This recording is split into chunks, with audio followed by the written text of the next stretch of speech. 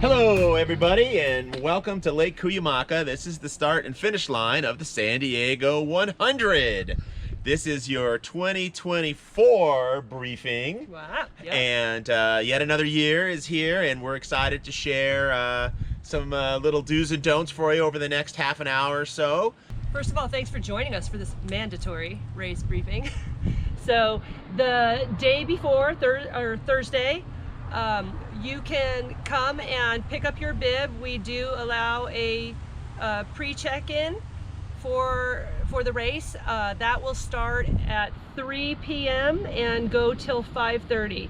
So if you want to come on down here, we'll be in the process of setting up the race start finish. BJ and myself will be on hand to answer any questions that you guys might have during that time. If you check in early on Thursday, we do allow you to leave your drop bags at that time as well. Just remember that they are going to be outside overnight. So if you have anything that might spoil, that might break, that looks delicious to raccoons. Right. So be careful, you might want to rethink that. Additionally, please check our race book for the measurements of your drop bags, and please come with your bib number already on your drop bag and the aid station labeled. We will have supplies for you to do it at that time, but it will run a lot smoother. Things will run a lot smoother if you come already prepared. So please remember, if you do decide to pick up your bib on Thursday though, you have to check in, even if you have your bib, on Friday morning. It's absolutely vital that we do that so we know you're on the course. If you aren't one of those people who have picked up your bib early, we open 4:30 a.m. on Friday. We stay open till 5:30, and then we go over last minute rules. So very important that you're here with your bib checked in no later than 5:30 a.m. on Friday morning. Another couple things to remember when you check in: if you are a solo runner, you will receive a solo parking pass at that time. And we do allow preference to parking in the main lot here at the start finish for solo runners. If you are a crewed runner, you will not receive your pass at check-in. Your crew will receive your pass on race day.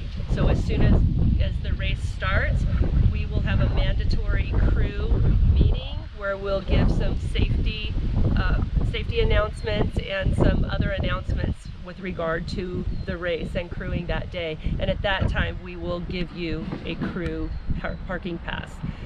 Okay, we wanted to show you two behind you here. You see mile 1 and mile 99 essentially of the course. The start finish is just over here to our right.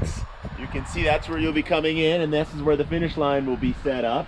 You see the hump of Stonewall Peak, which you guys will be running over and down the backside, and you'll be able to watch all the runners come in, and you'll be able to hear the finish line from right when you start seeing the lake. So get ready for a great finish. We also wanted to talk about the finish line and what's going to happen at the finish. If you are really fast and get here before 6 a.m., we'll have light snacks and drinks for you here at the finish. We will have a food truck that arrives here at 6 in the morning, and then we'll be here till the very last runner comes in at 2 o'clock.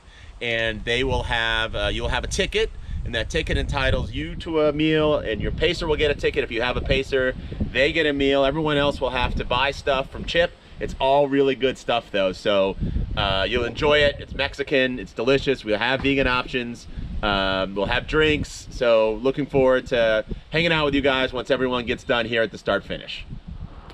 Hey everybody, so we are here at mile 12.5-ish. This is Trout Pond, and you will have already climbed up Stonewall and come around, carefully crossed the road, and that's going to bring you to your first aid station.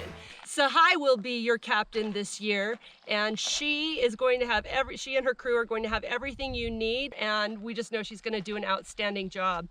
If you've joined us for any of our training runs, one of the last training runs, this is where we had our special surf-sponsored picnic. So from Trout Pond, you're going to head out towards Middle Peak here and go up Middle Peak, and then you're going to go come down and head right up to those towers there at Cuyamaca Peak, where you're going to see our next wonderful set of volunteers, and BJ will tell you a little bit more about them. So when you get up there, you'll see the Zuniga brothers. When you go around, you're gonna see Jeff Hooker, you're gonna see Dave and Juliet York, you're gonna see all these great people as you go, because the volunteers are what make our race tick. Most of these volunteers have been with us for years and years, and a lot of them have actually run the race, and they have great advice, they have great passion for the race. Angela and I say over and over again, we're not really race directors. All we are stewards of the race. It's the community's race. We're the ones herding the cats this year. So we're going to talk to you now about the Spirit of San Diego Award. It's an award that was to recognize the person that really embodies the volunteer spirit of San Diego 100. That is absolutely what makes this thing tick. And the logo was designed originally by the original race director, Paul Schmidt's wife, Kathleen, who did an awesome job designing this logo, and the Spirit of San Diego is kind of in memory of her and of Paul and everyone who's come before us. To recognize the people behind the scenes, as BJ and I said, just being stewards of the race. The people behind the scenes are who we look at and look up to. So it's a real pleasure to have everyone. You're going to love our volunteers. It's what makes people come back year after year.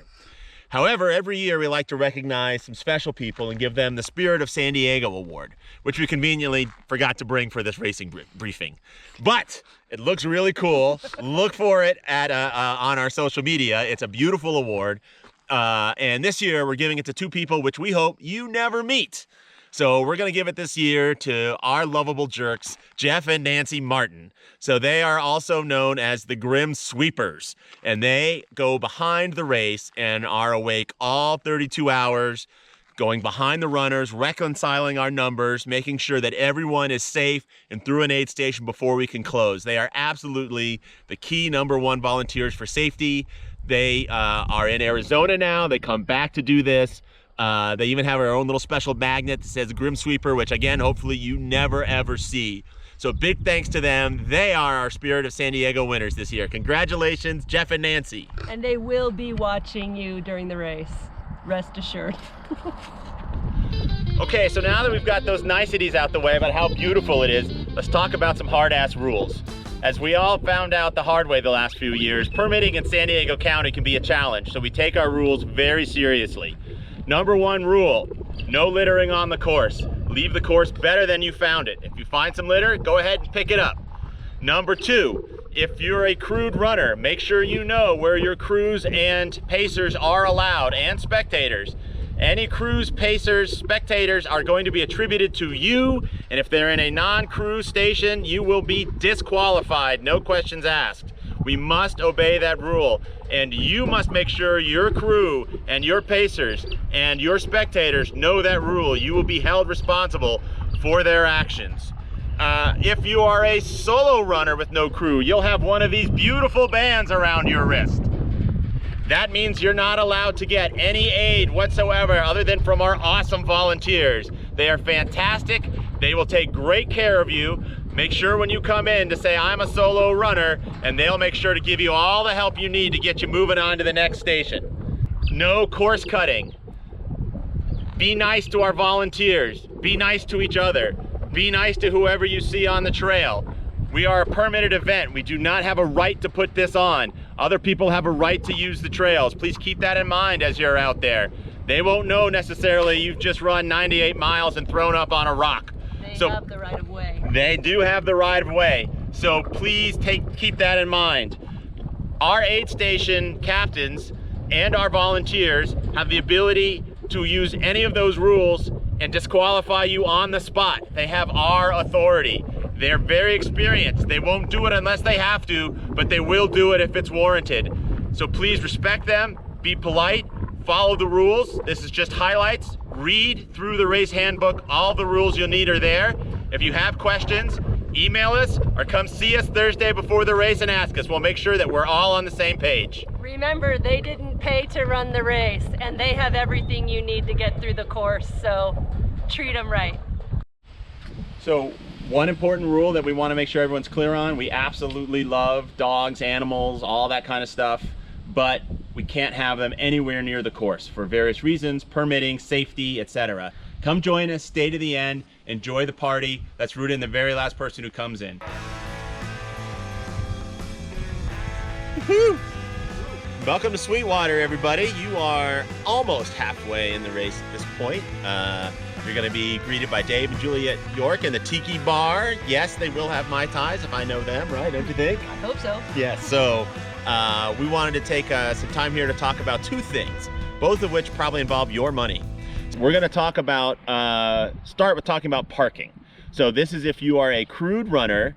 There are obviously a number of places where your crew can go park. Unfortunately, they will charge you money to park there. So there are two spots in the Cuyamacas. One is Green Valley, which is just down the road here, and the other is here at Sweetwater. There is a $10 charge to park. You'll see that there is an envelope drop station right there where you can park. At Green Valley, there is a ranger that will be there at a kiosk, so there'll be an opportunity to pay there. So if you come to the state areas, you'll have to pay the $10 to park. Now, we also do the run, goes all the way up to federal lands in the Cleveland National Forest. And guess what? You have to pay there too. It's a different fee, but if you have a parks card, a national parks card, it's good for there.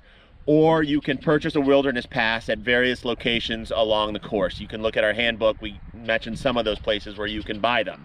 That is if you stop at any of the following: Penny Pines 1, Meadows, Redtail, Pioneer Mail. Any of those spots are gonna need a parking pass, an adventure pass. So please make sure that you have that and you know what you need to park where. It can be a little confusing. So we'll go over it again during your crew briefing. So that's what you have to pay for, but now we're gonna talk about what you get for running the race. So we're gonna start with our sponsors. So along the course, we're going to have Tailwind Nutrition for you, providing you all of your energy and electrolytes throughout the day and night and next day, should you need it. They call it Tailwind because it puts wind behind your tail. All right! After that, we also have e-gels for you. So e-gels are a new sponsor for San Diego 100. An e-gel is different than other gels in that they are loaded with complex carbs instead of sugars. Wait, complex carbs? Yes. Yeah! Everything you need. They also have a blend of antioxidants and amino acids, BJ. Wait. Antioxidants and amino acids? Do you know what that does? Why would I need both of those? To reduce muscle cramps. Yeah? To aid with your recovery. Fantastic! And to minimize the tissue damage during what? A 100-mile run, let's say? Ha! I might have some tissue damage. And Angela, is it true that each of these packs, not 110, not 120, not 130, but 150 calories in each one of these suckers? You are correct, sir. It packs a powerful punch. You will need a couple less than you normally do from the old goos that you might have tried, but they have everything that you need to get you from aid station to aid station. Now, wait a minute now. And you're telling me in this one pouch it has all that, plus there's electrolytes in here? Yes, there is. Holy snikes! Should you choose your electrolyte in a solid form or in a liquid form, our course will have everything that you need to get you through. Fabulous. And what else did I get, Anna? They think it's some other stuff, don't they? Oh, well, you know who's been with us for well over a decade? What, somebody that does some socks? Injinji. Oh, look at those suckers! They're back. Yeah, they're back. They're here to support us again, and every runner's going to get their own pair. And you know the great thing about Injinjis? What? You can lube your feet and put them on and run in them race day fresh out of the package. Fantastic. Prevent blisters. What else did I get, Ange? Additionally, every starter is going to get a Rabbit Tech shirt. Oh, those are soft and comfy. Oh, and dry wicking, beautiful. Fantastic. They look awesome too. This year we've chosen some spring colors. Oh, You're gonna have to fashionable. come find out what they are when you check in and get your swag bag. It's gonna be like the Met Gala there, folks. It's gonna be awesome. Fashion show. Okay, but now let's say, because every single one of you is gonna finish, so when all of these people finish, what else do they get? Well, you know, we have our signature SD100 hoodies. Every finisher will receive a hoodie. But yours won't be pink. There's only one of those in existence. Pink. That's this guy. That is correct. You will also get a beautiful medal made by Elevation Culture, another local company, as well as a finisher buckle. And something we're pretty proud of this year, Boko has created our finisher hat. Yeah, I mean, Bokos are awesome hats, Ange, and they're really fantastic, but what makes this hat so good? Well, they have allowed us to custom make our hats this year for all of our finishers. So this design is actually a photo that I took on our course from the Overlook, which is the section that you're going to be running from between Purr's Cabin and Penny 2. Either way, you all will have the opportunity to see it, and we believe every single one of you is going to get to see it in person. And every time you look at that hat, you're going to go, ha, I was there. Yeah. So there's something special for you.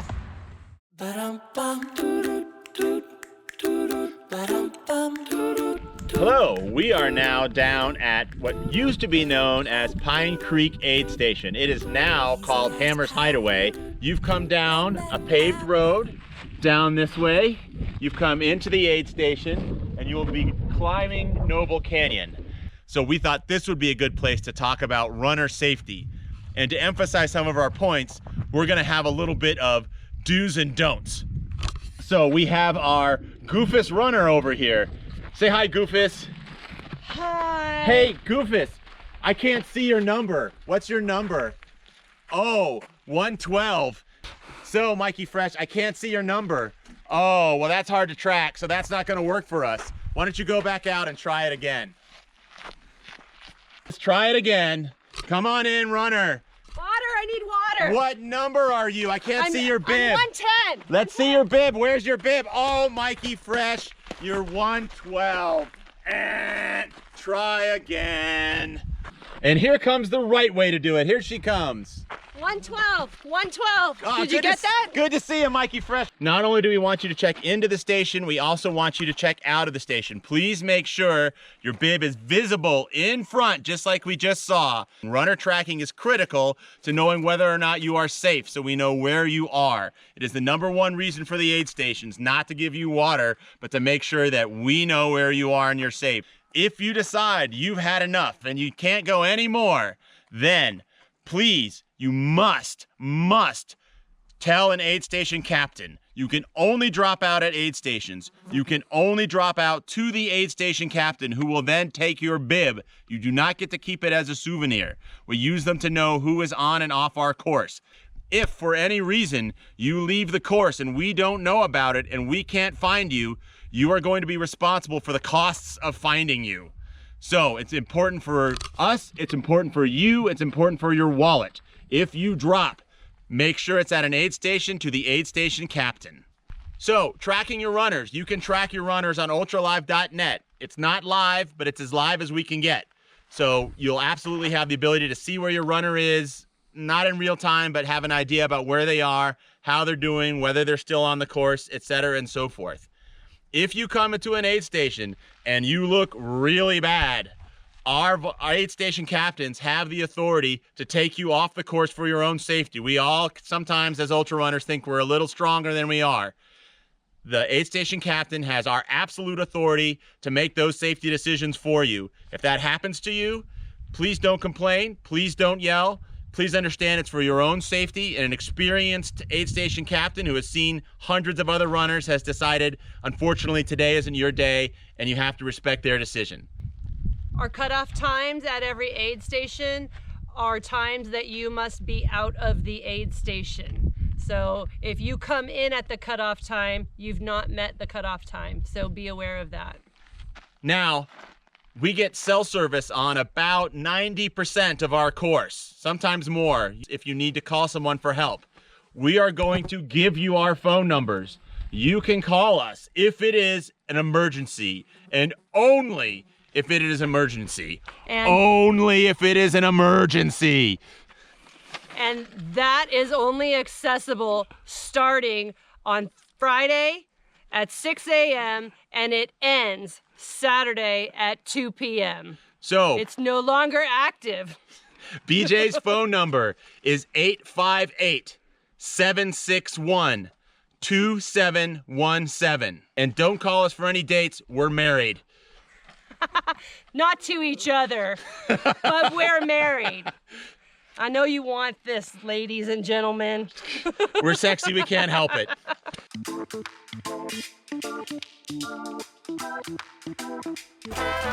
Hey guys, so here we are at Meadows. So this aid station is run by my amazing, wonderful husband. So if you do anything, I'm gonna hear about it and I'm gonna find you.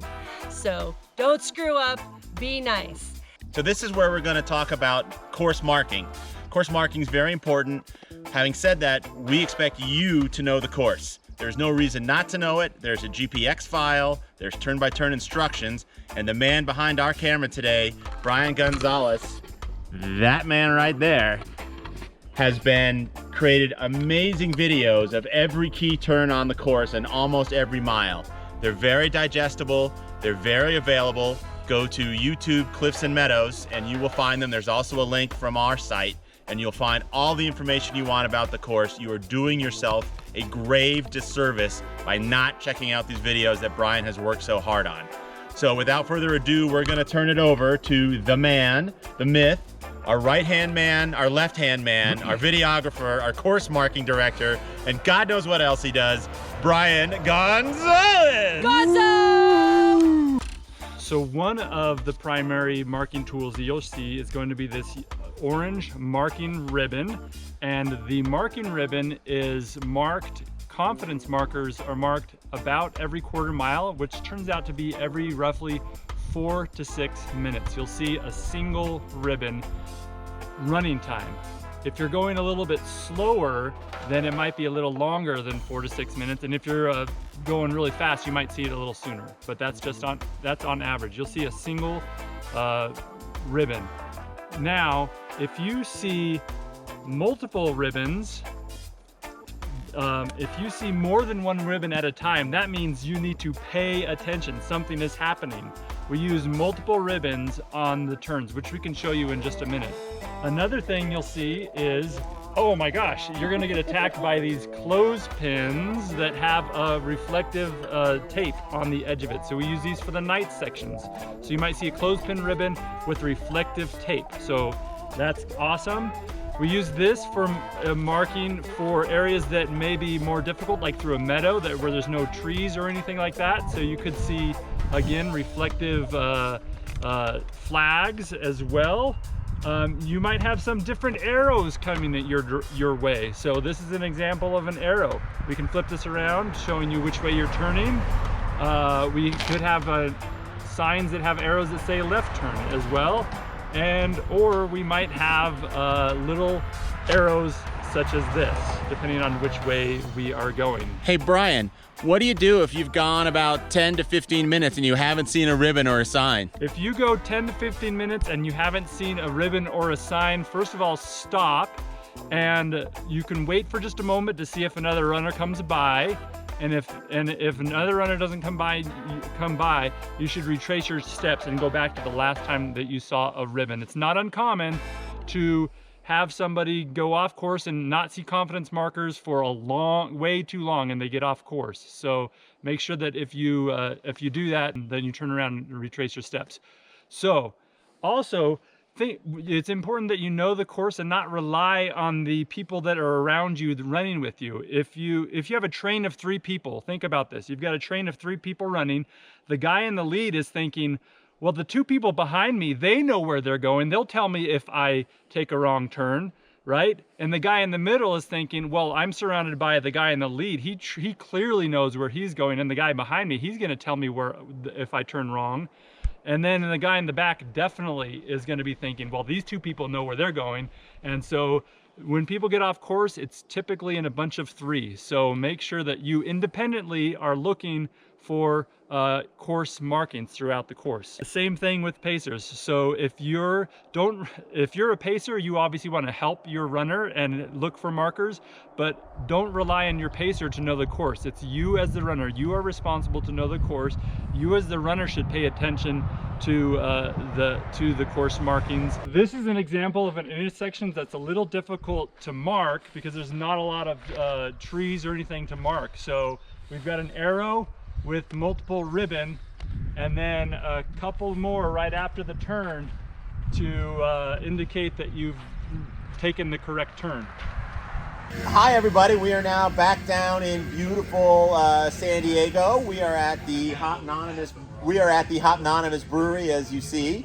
A little tough going this morning, so we had some delicious Tiali coffee that'll be at your start line. Those guys run your Cuyamaca Peak aid station, and this stuff is a real kick in the pants in the morning. It is delicious. And of course, nothing goes better with beer than a red vine. Favorite. So we are going to enjoy these, and you'll see these all over the course, as Red Vines is also kind enough to sponsor us. Coming back again. So Angela's going to talk a little bit about our post-race party and a couple other things. So let's turn it over to Angela. So, yes, as BJ said, Hopnonymous is a generous supporter of our race. They have been for the past several years. And so whatever role you played at our race, we welcome anybody and everybody who has been a part of the San Diego 100 to come here 1 week after the race to enjoy a post-race party at Hopnonymous Brewery. The post-race party will take place, like I said, the Saturday after, June 15th, from 2 to 4 here. And we just ask that you represent the race, that you wear a San Diego 100 finisher shirt, volunteer shirt, some sort of swag. And when you do that and you show up, excuse me, the first beer is going to be on BJ and I. So we'll hand you a ticket to tell you thank you for supporting us, thank you for being part of our family, and go ahead and have a beer on us. After that, we really hope that if you are a finisher of the race, that you would then pay it forward and buy a beer for one of the many generous volunteers who've donated their time to help you get to your goal and cross the finish line. Yeah, absolutely. So please come, whether you finish, whether you don't finish, whether you're a volunteer. We want to see you all here. It's always a great party and a great time to get together. So we're looking forward to seeing you all at Hopnonymous on the 15th. And we'll send out more information via email to remind you. And there will also be food trucks, so come hungry. Now, Angela, what else do you have to say? So we do have a special announcement this year, and that is that I will be stepping down as race director. What? I know, it's a sad time for all of us, mostly BJ. Yeah, sad for others. What?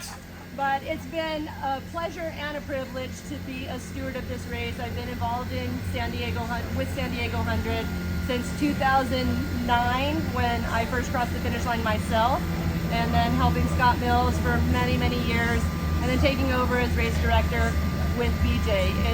It's just been so much fun. I've met so many wonderful people. Although I'm stepping down, I will not be leaving. You'll still see me out at the race. You'll still see me taking on various different volunteer roles. But at this time, it's a good decision for me, and so this will be my last year. Crap! You guys know I can't do this by myself. You gotta find some. You gotta find some help. I was thinking, BJ, since this is our favorite brewery, that we just kind of pick somebody from here. I need some help. I can't do it myself. Hey, what's that guy doing over there? Hey, come over here, you. Whatever you. Come over here. Look at this. Hey, all right. Hey, what's your name? My name's Rich Morrison. Oh. Looks like you're a past finisher, Rich. I am a finisher. Look at that. Fantastic. All right. Well, now looks like we've got a plan. So the secret word that you're going to need in order to get your bib is Rich. That guy right there. Rich is your secret word, and here's to Rich. Rich. Yeah.